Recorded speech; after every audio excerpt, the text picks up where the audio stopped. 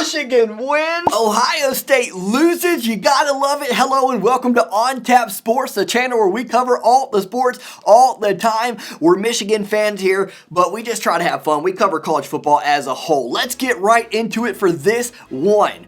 Oh my God. Clemson lost last week. I live near Clemson. I got some Clemson fans that are a little bit obnoxious, so that was fun to watch. Now Ohio State loses this week. I got a good Ohio State fan base here. We're having fun with it. You guys made fun of Michigan last year, deservingly so. We were 2-4 this year.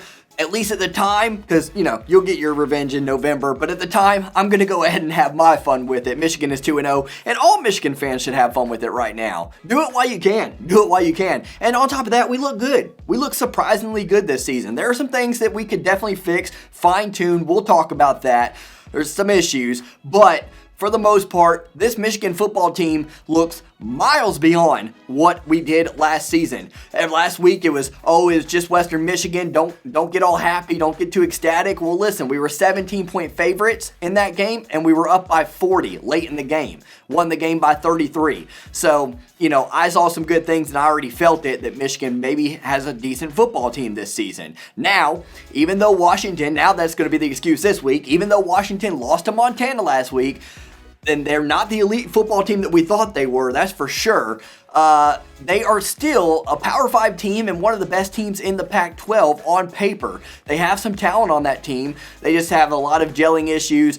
Quarterback issue for sure, and they did not run the ball worth a darn yesterday. We'll get into everything, but I'm not taking anything away from this win either. We were only favored by 7 in this game. We've covered the spread by miles both games. So, you know, Michigan not getting the credit that they deserve, and that's fine. Let us fly under the radar. Let us continue to fly under the radar. I would imagine we're going to be ranked after this week, after this performance, but we'll see. We win 31-10, dominant throughout. And let's go ahead and cut out the bad really quick. Let's just talk about it. Let's get it over with, okay? The bad, obviously, is, first of all, Cade went 7 for 15 for 44 yards, only 2.9 yards per completion. That is terrible. That is really bad. And I know what you're thinking. Yeah, but Ray, we ran the ball so well, so Cade didn't need to do much.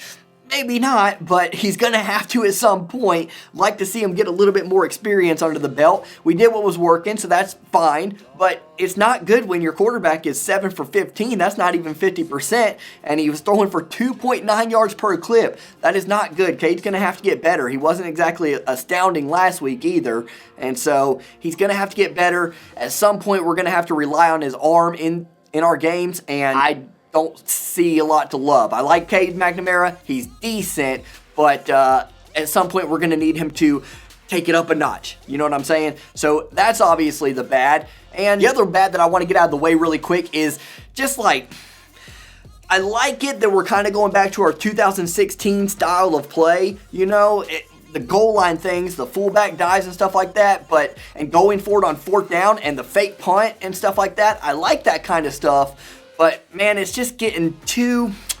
We relied on that in 2016 and 2015 as well. We relied on that, and it ended up hurting us against teams like Ohio State. At some point, you got to be creative. You're not going to be able to bully Ohio State in that way, and we weren't even able to bully Washington that way in the goal line. I hated the goal line series that they stopped us on early in the game, and we did not, in the first half, we did not put the pedal to the metal like I had hoped. I said that in my preview video. If we get an early lead, we got to really stick it to them. We didn't do that, okay? It could have got scary in the second half if we didn't do some things in the second half and fix that issue. Could have got scary. We got to start being a little bit more aggressive. It's unacceptable that we didn't score a touchdown on that drive, on that goal line stance. It's unacceptable. We just didn't. It was ugly. It was ugly. But now with that, let's get into the good. Now, Washington's offense was not very good, but I would argue that Michigan's defense is very good and made Washington look like that. You know, we don't know exactly what Montana is. I don't know what they did yesterday, but we don't know exactly what Montana is, even as an FCS opponent. They've had competitive teams in the past, so we'll see in the future just how good or bad of a win this actually is. But for the most part, man, Michigan's front 7 in week 1 and week 2, I don't care what our competition is, they look stout. They look absolutely dominating. Aiden Hutchinson just went off yesterday. Josh Ross, they're just flying to the ball, man. Saw a lot out of Dax Hill. That's not front 7, but he was coming in a lot. Saw a lot out of him. The guys were just huge, man. just huge. They are just pushing the line. We'll get to it, man. Washington did a bunch of nothing. Let's get to it now, actually. Richard Newton, 12 rushes, 24 yards. Cameron Davis, 9 rushes, 22 yards. Washington, just 1.6 yards per carry. 1.6 yards per carry. Yeah, you do that on defense against a Power 5 team out of the Pac-12, you're going to win a lot of games that way. Guess who couldn't do that? Ohio State against Oregon. Man. All right, 5 reasons why Michigan won this game. Number 1, we played with fire. We came ready to play. Man, you got to love those games under the lights. We really get up for them. The crowd does.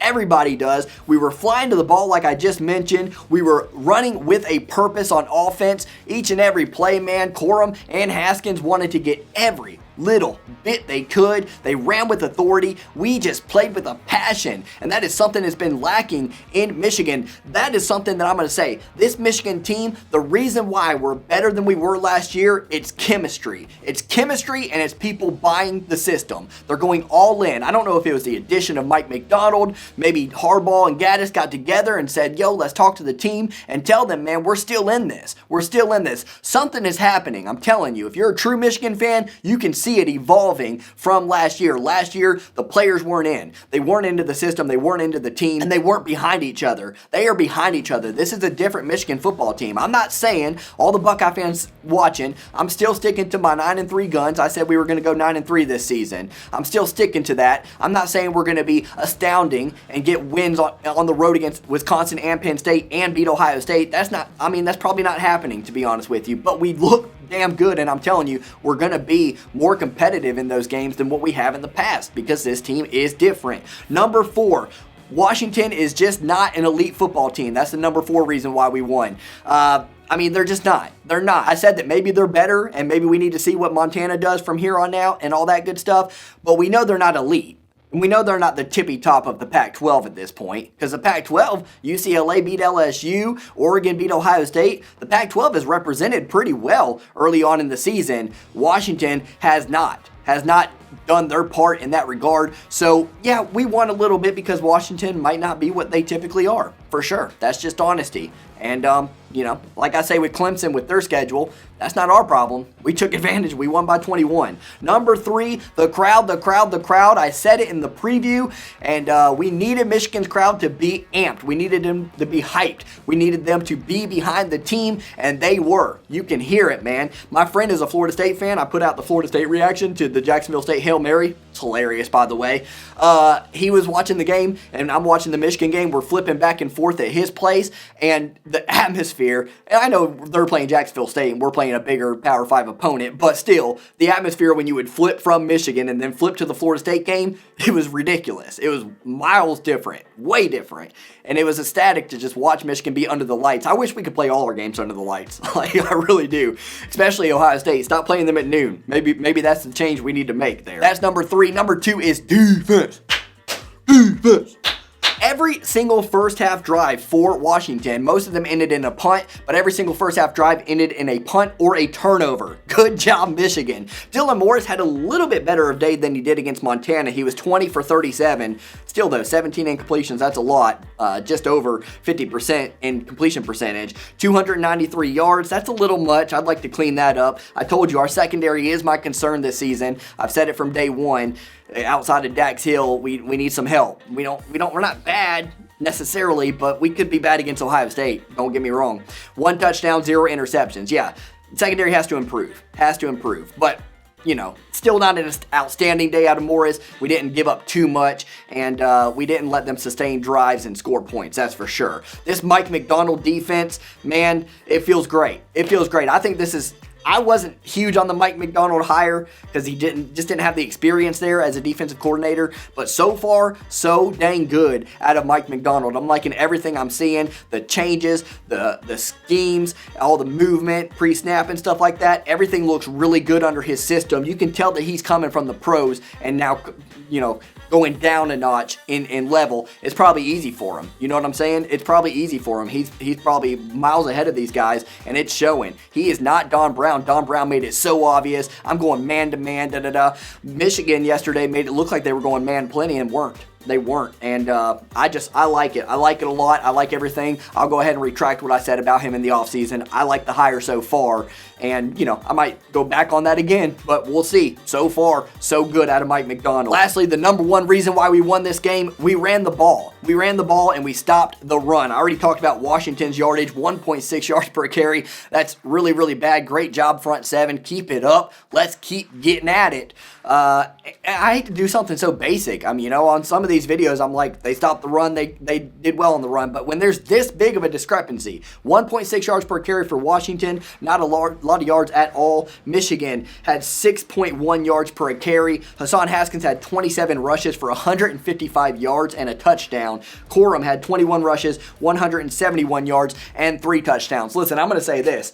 If you guys are in the pick'em with me, in the ESPN pick'em on this channel, I have not been very good at picks. I'm not good. And the spread's hard, man. The spread's hard. I'm usually a little bit better than this, but I'm not that much better than this. I'm sucking. I'm like 6-14 or something like that this year against the spread. So don't listen to me when it comes to picks. But when it comes to football, I do know football. And one of the comments that drove me nuts last week, I'm trying to stay away from just even commenting back to negative comments because I don't need it in my life, man. I do this for fun. I don't do this for, I want to make it a full-time job, but I do this for fun and to get out of the stupid drama that is every single day in life. We're a mess in America right now. Let's just stick to football and have fun. And this guy comments and says that I'm an idiot and all this other stuff because I said that we don't necessarily need Zach Charbonnet, and Corum and Haskins are very, very good at the running back position.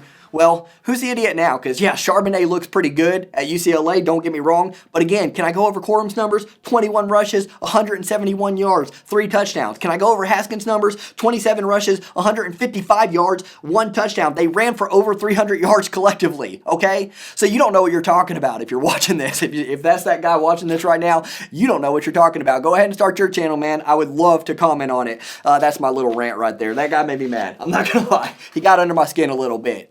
It's silly. It's silly. He told me that I don't know football. You don't know football if you look at Blake Corum and you look at Hassan Haskins and you don't think they're good runners. And Zach Charbonnet is every bit replaceable with those two guys. We are very talented. And let's just go, while I'm giving running backs credit, let's just give the offensive line credit. Hello. They are just playing way better than I expected. That is probably one of the bigger reasons why we've been pretty dominant in these first 2 games is the offensive line just looks way better than what I ever imagined. I thought they were going to be our weakness on offense. So far, I don't necessarily see a weakness on offense outside of Cade McNamara needing to throw the ball better. But I think that could come over time with more experience and more times where he has to throw the ball. And our receivers could do a little bit better job getting open, that's for sure. But up front, running the ball, we're good to go, man. So great job, offensive line. Great job, Michigan in general. We get the win. Let's keep at it. Hey, Ohio State. How you feeling this morning?